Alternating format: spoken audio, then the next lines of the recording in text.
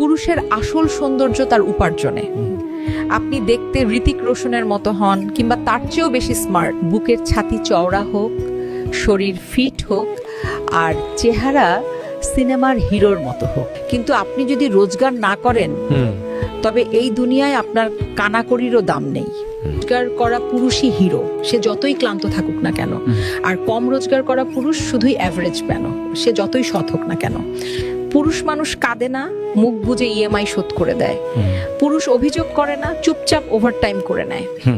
তার ক্লান্তি বা অবসাদ কারো চোখে পড়ে না, সবার শুধু মনে থাকে তার বেতনের অঙ্কটা।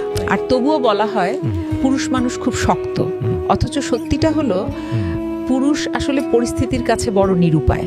কারণ এই দুনিয়ায় একজন পুরুষের পরিচয়টাও শুরু হয় তার রোজগার দিয়ে।